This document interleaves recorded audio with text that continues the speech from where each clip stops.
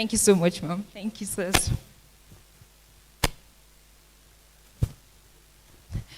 Okay, so like I made mention earlier, our topic today is overcoming challenges in African youth entrepreneurship.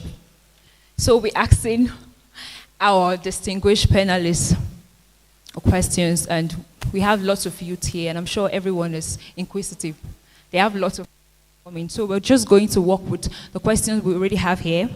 And the first question is addressed to Mrs. Felista Akon. This question says that Afrilabs. Okay. This question says that Afrilabs connect entrepreneurs across the continent. What success stories can you share about how partnership with network like yours have helped you to overcome challenges? Thank you. Good evening, everyone. Good evening, ma'am. It's really a pleasure to be here. I wish Chinwe was here. I'm incredibly proud of the work that she's doing, just moving Grand Africa Initiative forward. I represent Afrilabs as the head of partnerships. For context, Afrilabs is the largest Pan-African network of innovation hubs on the continent. And at the moment, we have over 500 hubs spread across 53 African countries, right? So what do these hubs do? They basically have physical infrastructure, providing various forms of support for entrepreneurs like you to grow and scale your business. A quick backdrop to when I joined the ecosystem in 2017, and we were working out of one of our member hubs.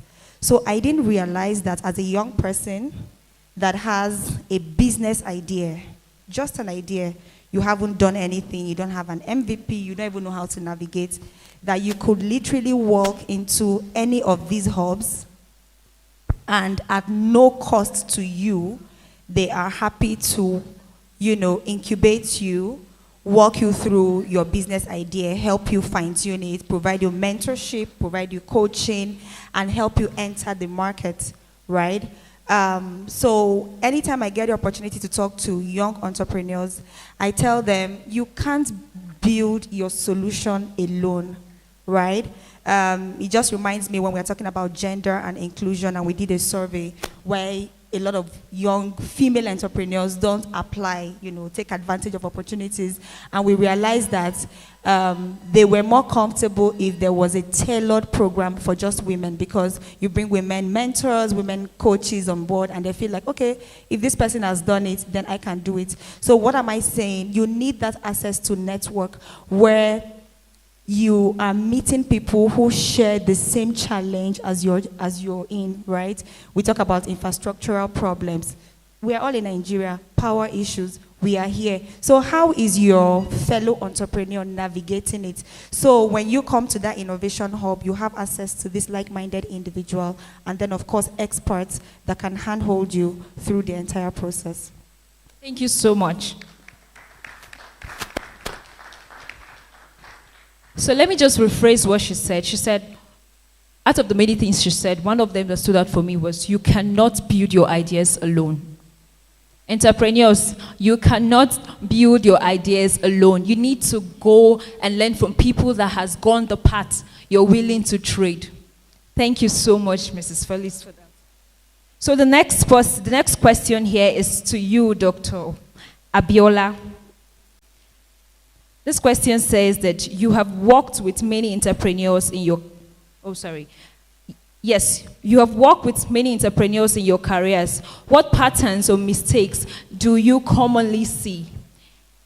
And how can young people avoid these pitfalls? Okay, thank you for that question. Let me introduce myself properly, first of all. So I am popularly known as Madame Marola, and what I do is I ignite the beautiful and bold, audacious, no excuses, God's masterpiece in the people that I encounter. And that's because I believe that there's greatness in each and every one of us. Everyone cannot be an entrepreneur, but everyone can adopt an entrepreneurial mindset. It's very important to also know that there's a difference between a business owner and an entrepreneur. So one of the mistakes that young people make is the fact that they do not even understand the difference between owning a business and being an entrepreneur. So if you don't know the difference, you've already started wrongly. And the foundation of everything is important, because whatever you build on it would determine whether it will stand the test of time or whether it will collapse. So the first thing I want to talk to you about overcoming as a young person, and being young is a mindset as well.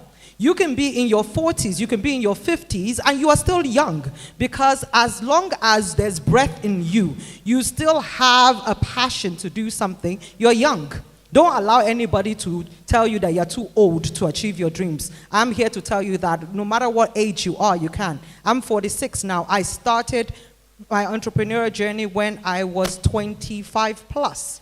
I resigned from my corporate job that was paying me a lot of money. I'd worked in 2 different continents, and I got married. So the second question would address how you balance lifestyle and everything else. So one of the key things that I see people make mistakes is, and I'm sorry, I know the bankers are not going to love this, is please do not borrow money to start your business. In Nigeria, it's not a feasible way to start a business. In other countries, yes, because it's systematic, they have all these checks and balances in place. Not in Nigeria. Because if, for instance, when there was COVID, when we had change of government and policies changed and stuff, you find yourself owing money, all your investment, everything that you've done is suddenly taken away. So my first thing that I always see people make mistake is looking for money and thinking loan is the way out. I would encourage you to get a grant instead. But for you to get a grant, you also need to know your why. You need to do extensive market research. You need to start small and move fast. Why? Because we're in a dynamic environment. The more time you take to implement your ideas, you will wake up one day and find out that 1,000 other people have implemented that same idea. I know I'm talking to people, right? Because when you are stuck with overanalysis paralysis, you will just come out late in the market. So please, whatever idea you have, you can start small. Put it out there. See what the market says about it. Do they like it? Get feedback. I also want you to know that one of the mistakes you will always make is to think that everybody will love what you do. It is an error. Get used to getting people saying no to you. Get used to people rejecting your ideas. I can tell you stories of people that are absolutely great now, that are multi-millionaires and stuff, that started out by sending out proposals, taking their products to places, and they were just getting doors slammed in their faces. So if you do not have the capacity to press in, have resilience and grit, please do not bother to be an entrepreneur, because it's not for the faint-hearted. It's not for the weak-minded. It is for people that have a vision and they want to see that vision come into fruition. And that is why I want to encourage you that also look for like-minded people. Do not try and build without looking for somebody that has already gone ahead of you. Many times, young people nowadays, you people think you know it all. You also are in a hurry to blow. Everything takes process. Start small. Know that it's a long journey and have delayed gratification. When money comes into your hand, it's not for you to go and buy the latest iPhone. It's not for you to try and show people that you're making it. Delayed gratification will help you out. There are things that I wear now, the bags that I carry now, that I dare not carry it years back, because I know that I was eating my seed. And a seed needs to be planted for it to germinate. So with these few points of mine, I hope I have been able to inspire some of you that your dreams are achievable and you can make it, but you must start on the right foundation. Thank you. Thank you so much, ma'am, for that. Thank you. So if we notice, both of our panelists said something that is very similar, and that's working with like-minded people. Go and learn from people that are already doing what you intend to do. It's the shortcut. You don't have to start scratching there are people already doing what you want to do. There are people living that dream. That life you want to live, there are people already. So go meet them, learn from them. Thank you so much, ma'am, for that insight. So the next question is to Mr. Olaniyi Soyinka. This question says that as a business consultant, what are the most common misconceptions young people have about entrepreneurship, and how can these be addressed? All right, thank you so much. Again, I want to stand on existing protocols. Chinwe, I want to thank you and your incredible team for the great work that you do. All right, very quickly, to address the misconception that youth have on the entrepreneurship journey. I need to call it a journey, right? Because it's not an end in itself. The first one I would love to mention is the fact that we youths, or generally, I'm also a youth. You can see I'm not an old man, right? And you said something earlier that is about the mind. So even if I'm 70, I can still be a youth in my all right. So the first thing is to say that one of the misconceptions is that I want to be a boss of my own. I want freedom. Okay? It is true that when you're an entrepreneur, it gives you a measure of probably freedom. Probably have a bossy boss who is always on you every time. So you will escape from that kind of thing. So you have a measure of freedom. But you also enter another cage, quote and unquote. Because although you are living a boss, you will also have certain employees who are probably stubborn, who are, you know what I mean, all right? Who probably do the things that you didn't do, and it's a new challenge. Right? Apart from having employees or staff members that are probably rude, not consistent, you also probably have suppliers who tell you they are coming, they're already on their way. You'll get that kind of gist. I'm on my way. In 30 minutes, I'll be with you. In the next 3 hours, you're still waiting for them. So those are some of the, one of the misconceptions. Thinking that when I'm a boss of my own, it's stress-free, all right, it will be easy. It is not true, all right? That's a misconception. The second misconception is to think that as an entrepreneur or a budding entrepreneur, all you need is a revolutionary idea to start. The truth is this, I will say probably apart from the Elon Musks of this world, there are probably not too much revolutionary ideas that have changed the world. There are probably little ideas that have become revolutions, right? I want you to understand what I said. Simple ideas, for instance, somebody noticed that, I think in the Southwest, people after enjoying their parties and all of that, there's no place to poo, there's no place to wee. All right, the guy said, okay, you know what, let's create mobile toilets. Am I communicating? That's how it started. It was simple. Somebody sat down and said, okay, you don't have car, let's start the boat, the Uber. I don't want to commonize those ideas. I want to say that, okay, if you look at it well, they were not something really, really out of the box. But over time, although they were not revolutionary ideas, how did Facebook even start? Facebook started from, it was an idea, okay, we are leaving campus. All right, we need to be in touch with each other. All right, and so let's take it from what is the name of that book that we have after schooling? All right, it's not almanac now. You know what I mean? All right, those books that carry our pictures. All right, yearbook, thank you. Facebook started as a yearbook, basically. All right, it probably is new to some of us hearing that, but that's the truth. Okay, so it may not start, I repeat it again, it may not start as a revolutionary idea, but it can start simple and it can be a revolution, right? Another misconception that people have about entrepreneurship, and youth particularly, is that my ideas, it has to be finished. Right? Ideas do not come, we understand, fully formed. All right? You can't have everything, okay? Because sometimes you just need to push it out there, iterate, give it a trial here and there. And these are some of the misconceptions that I think that we have and that we need to address. The first of them I said is that you will be the boss of your own. That's not completely true. All right? Number two is that you don't really need to have a revolutionary idea. Simple ideas with the right team can make a big bang. The third thing I said is that, all right, your ideas have to be finished, have to be fully formed. Those are certain misconceptions that I think when we properly address. Then one more thing, all right, I also need to mention is that a misconception that if I have just one product, just one idea, that's all I need. If I have it, I go blow. Who says so? Right? There are many, many other factors that have to be in place, all right? Beyond the idea, how about the marketing? How about the team? How about the partnership? How about the almighty government? All right? How about, the force majeure, the force of nature, like you mentioned, COVID? All right, so these are the things that we need to put in check. Thank you. I hope it helps. Thank you very much. Thank you so much.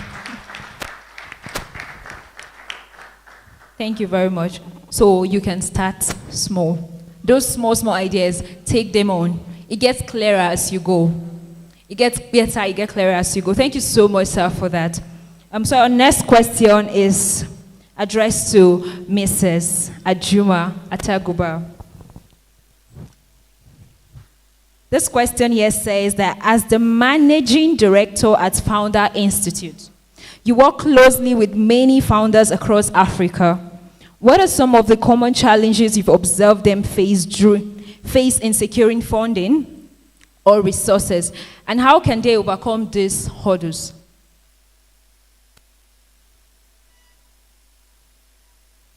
Okay, yeah. Thank you, organizers of Gain Youth Summit, for having me. Very, very grateful, and I commend the work that you're doing. So, at Founder Institute, let me talk about what we do a little bit. We're in the business of helping startups become fundable, and these fundable startups to become global businesses. So in other words, we want to help you with investment readiness so that you can attract investment. Most startups always think that their problem is money. They need funding. Now, entrepreneurship is also a science. You ought to learn how to do business properly. And so what Founder Institute does is, we have that platform, which is entrepreneurship education, is a startup school. And so all that you need to put your business together properly so that you are attractive to investors is what you get, to build in the Founder Institute. So you come in, whether you have an idea, whether you have an MVP already, we take you through the process with the help of mentors, CEO mentors. These are business mentors. By the time we leave this platform now, I will co-opt all of this into our mentorship platform, because they're going to teach you, they're going to show you what they know about doing business and give you experiential knowledge. So when it comes to fundraising, we also use a curriculum. Our learning is curriculum based. And so, do you have that scalable business model? So you get to learn how to develop a business model. We start locally and help you build a scalable business model, meaning that you can take your business globally. That is a key metric that investors are looking at. Because don't forget that investors are also investing in your business because they want a return. And after a few years, they are going to exit out of that business, but it needs to come with a profit for them. Secondly, what's your ask? How much funding do you need to raise? So we see that startups also struggle with that. They are not clear on how much the business needs and what do you need that funding for. And then, why do you need the funding? What are the different options available? Is your business at that stage that it should be fundraising? You may just need to bootstrap and build a solid business, and then when you need expansion, then you go for funding. Because when you take investor funds, it comes with a liability, because that money needs to, earn income, earn a revenue, and pay it back at the end of the day. If it's a loan, it's paid back. So is your business ready for that? Then investors want to see that you have the right team. So it's not just about the idea. You have the team that can actually take this business somewhere.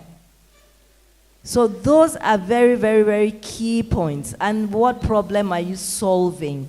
What problem is that business solving? How large is the size of the problem? Because as long as you're solving that problem for a long time, it means that you're meeting the pain points of the customers. And so it means that you'll be making some money over a period of time. Because if they put their money behind your business, they are not looking to exit in 1 year, at least 5 years, by which time your business should have done like a 5x or a 10x if it's that business that is very, very disruptive. And that's why we work with startups that are leveraging SaaS, software as a service, because of scalability. But you want to build a fundable business, even if you are just an SME and you want to go the route of the banks, your business needs to be bankable. Let me not talk about fundable. Bankable, that is our own language here. Bankable, what does it take to be bankable? So you need to go to where you can learn how to package your business properly. And you need to plug into networks. So we see like this whole, community now. I don't know how many of you have been through accelerator programs. You need that. Because with the accelerator, you have the mentors that will coach and handhold you. I'm not talking about programs that are for 2 days, 2-day workshops, 3-day or 1 week. You need to be incubated 4 months at the least, okay? And so our brand is a Silicon Valley brand. So we have the template. So I heard someone asking a question about how can I build a Twitter? How can I build a Facebook? So Founder Institute has built Udemy. You all know about Udemy. So Udemy is just, he used this same template, this same curriculum that we're using to train our founders in FI here through our local chapter. So his story is there on the internet. He was just a poor immigrant boy with a tech solution who went to the US, migrated to the US, and went into this accelerator. And today the story is different. So we want to encourage you to all acquire entrepreneurship education. It will help you build a fundable business. Do I have the money to train, to pay for, training? Yes, you have the money. You have to save. It's called business development funding. You need that amount of money set aside. Create a budget for it in the lifetime of your business. Whether it's groundnut you're selling, you need to set aside that fund. So you don't want to depend on free training. Free training will not take you anywhere. It will help, but you still need to continue to pay. So even the Facebooks of this world, they all still continue, with business development programs, even for their companies or their senior management. So it's a habit you want to cultivate from the get-go. And trust me, you will build a fundable business at the end of the day. If you are not on track, the mentors will tell you to, either you learn to quickly iterate or pivot. Thank you. Thank you so much, Ma, for that. Do you realize that the mentorship aspect has been on emphasis? Do we all realize that the mentorship aspect has been on emphasis? Mentor. Okay, so she left a question to everyone, and I want to ask that question. She said, is your business bankable? For those of us that have businesses, are your businesses bankable? If the answer is no, I believe by now you know what to do. Go to them that sell and buy. Thank you. Thank you so much, Ma, for that. Okay, so because of our time, if you have questions for the Q&A sessions, please just write them down. And maybe just wave your hands and the ushers would take the questions from you, please, because of our time. So you can write your questions down and just wave your hands and the ushers will get back to you.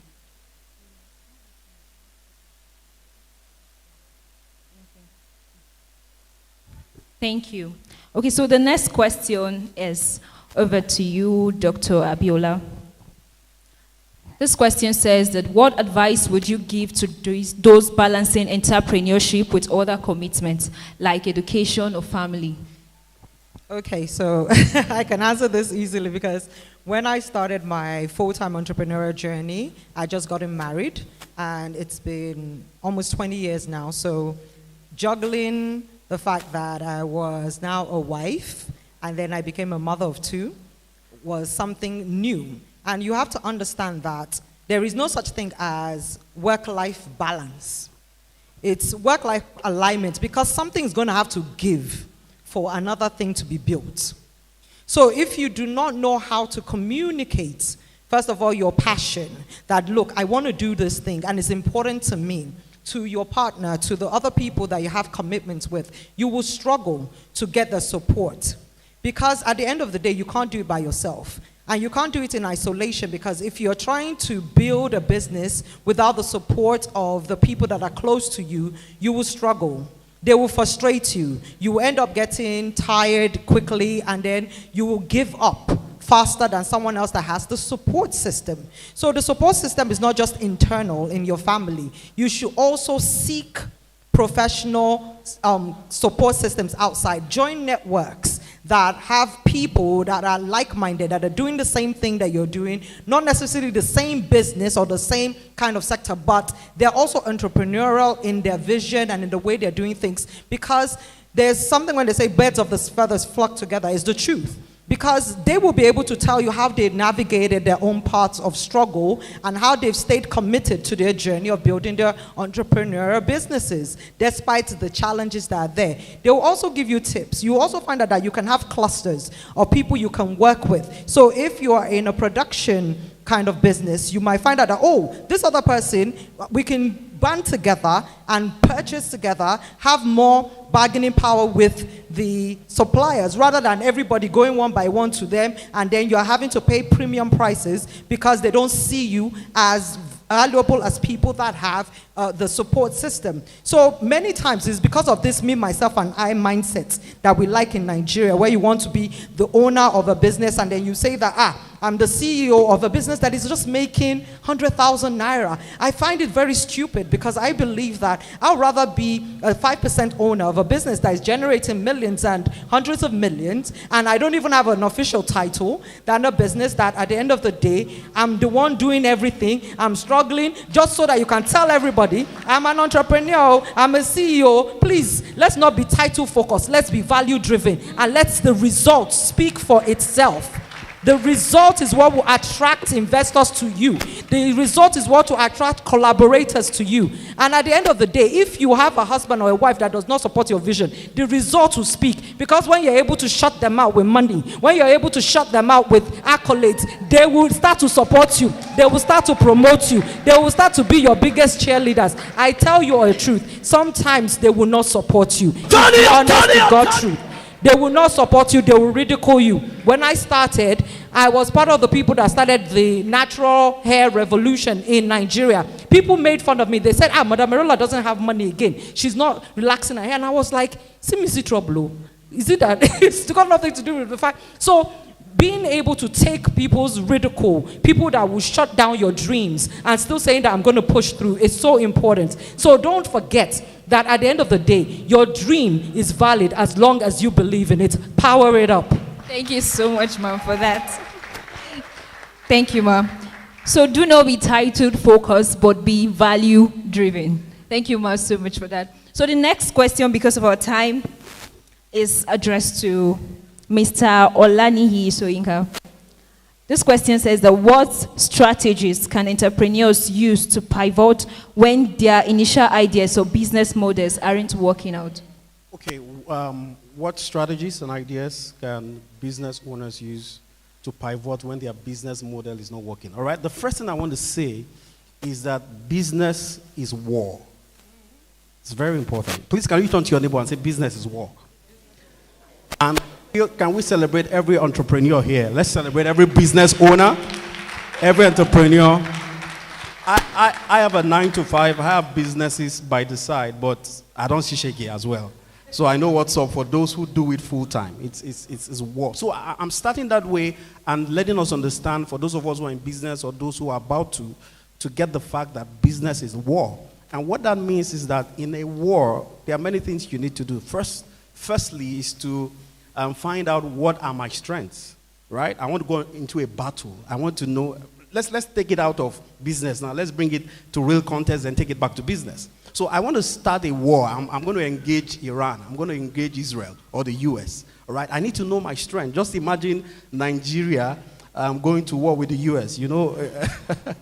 That can be crazy, but, you know, even the words of Jesus, he said, how many of you wants to build a tower without first counting the cost? Right? Or he said that you are a city of 10,000 men and you want to 20,000 men. He didn't say it was impossible, right? It's by strategy. So one of the things I need to do as a business owner is to be able to understand what are my strengths, all right? What are the strengths or the weaknesses of my opponent or the guy who is fighting me in a battle. All right, I want to know what is the terrain, right? Is the terrain advantageous to me? Okay, is it gonna be a goalie? Will there be is it mountainous? Is there a valley? Okay, so I need to understand. I also need to know the weather condition, the environment, right? So I'm saying this because we need to have this quite understanding, because the truth is this, even in business, you may be a gentleman probably like I am, but it's interesting to know that somebody who is competing with you directly or indirectly wants to swallow you up.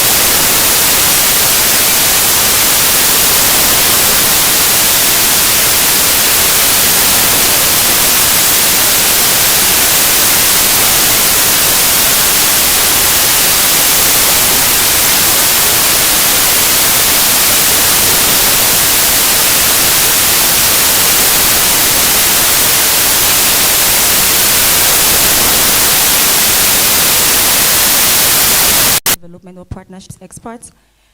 In this room, we can have so much opportunities, and I tell you that there will be people that will live here without any connection or not making anything out of the assets that they have, right? So while networks exist, while innovation hubs exist, incubators, accelerators, at the end of the day, it boils down to what you want to make out of that assets that you have. I give an example. I am a mentor and a coach on different, youth development initiatives across the continent. And I find it very funny when a young person reaches out to you on LinkedIn, and then the person says, hello. Okay, you're waiting for me to say hi. Then what? You're engaging with people who are busy. Time is money, right? But there are a lot of people who are willing to offer their time to contribute to building your business, to contribute to supporting you. And then you have the opportunity. How many of us know what we call elevator pitch? So it means that if you have just 1 minute, wake me up any single time to talk about Afrilabs, and I have it ready, right? But a lot of people, when they have that access, they don't know what to say. Or if you have 5 minutes, you go round about, and the person you are talking to is wondering, what exactly do you want? One thing I learned very early in my career is that Google is your friend, right? And ChatGPT has come to even make things a lot better. So it's important that you sit down, articulate your thoughts before reaching out to that potential partner, potential investor, potential mentor, right? I have a mentor, and I have a check-in with her once every month, and I take it seriously. I met a couple of people in Anambra, connected with me, wanted to, have like one-on-one, and I obliged, gave them my number. But it's amazing that somebody will reach out to me and say, good morning, how are you? How was your night? My status. I'm about to block some people because that is not what we are here for. So when you want to reach out, you've mapped out, okay, and again, value proposition. In every partnership, relationship, don't just be keen on what you want to get from that person. So you want to research.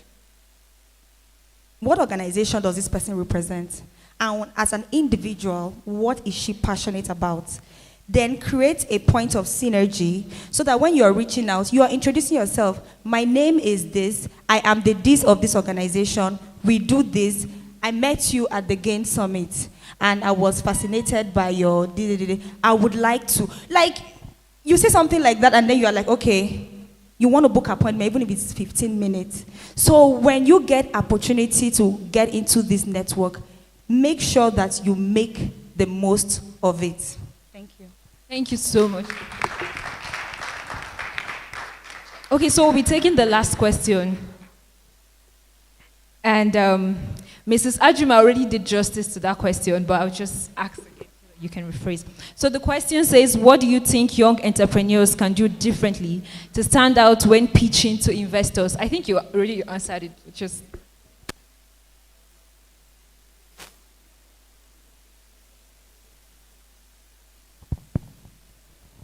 Yeah, so when pitching, there are different kinds of pitches, right?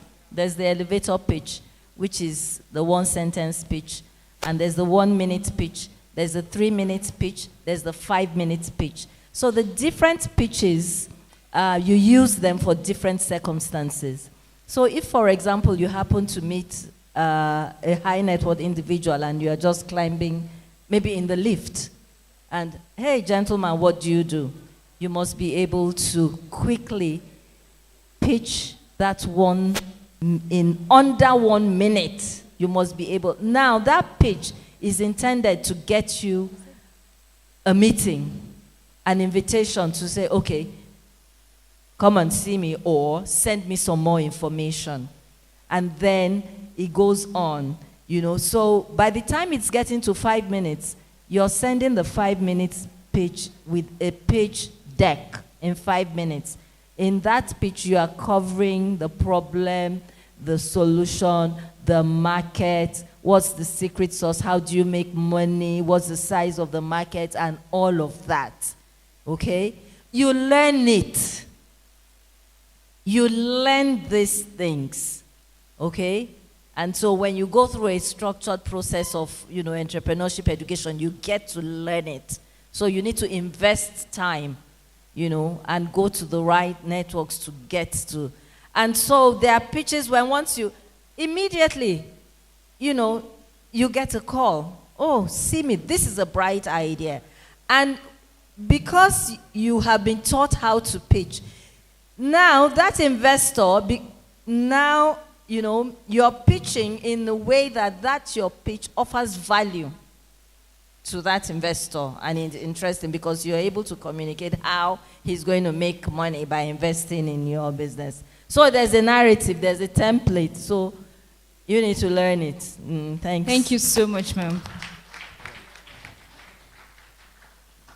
Have we gained value? Have we been learning? Have we gained value? Can we please, with a standing ovation, can we just appreciate our distinguished panelists? Thank you all so much.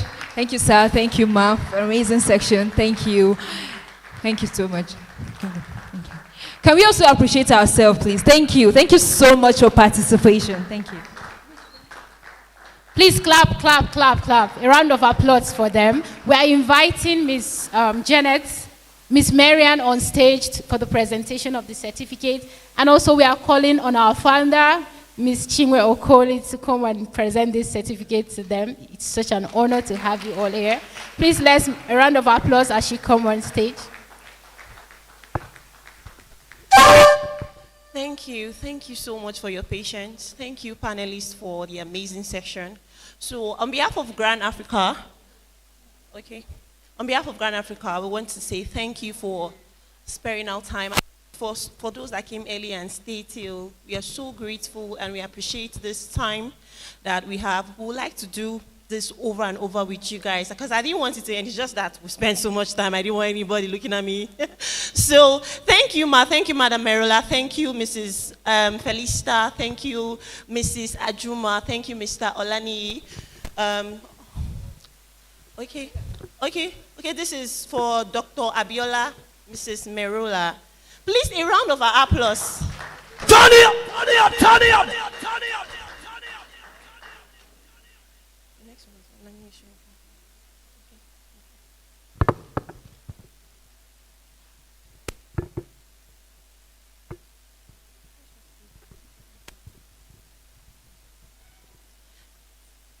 Mrs. Felista Ako, can you clap?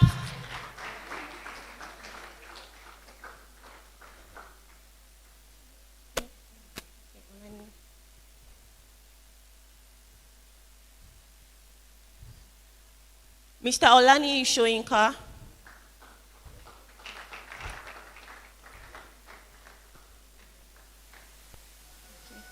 And lastly, Mrs. Ajuma Atguba.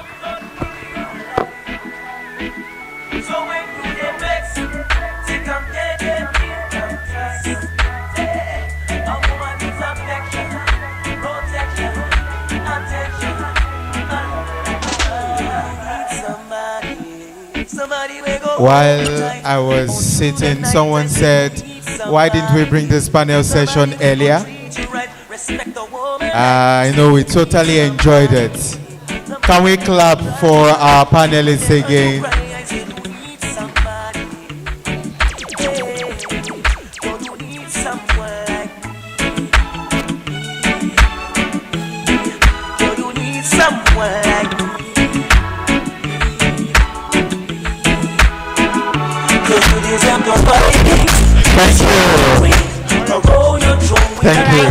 Thank you so much. Thank you so much. We are calling on our founder again to just give us a little speech. Yes, Ma, you're already standing. Please, can we give it up for our founder, the Grand Africa Initiative? Please, can we clap?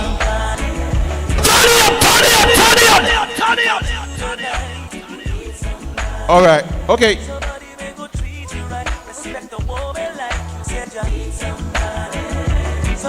All right, we are calling on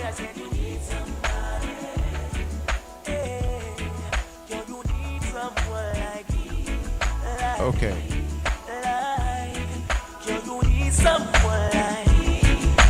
Okay, we are calling on Janet and Mrs. All right, so we're going to be bringing up, there was an award that was omitted earlier, but we're going to be bringing up Mrs. Ajuma Atguba once more. Ma, please, we want to have you, ma. We want you to present an award to, please, can we clap? Thank you. Ma, yes.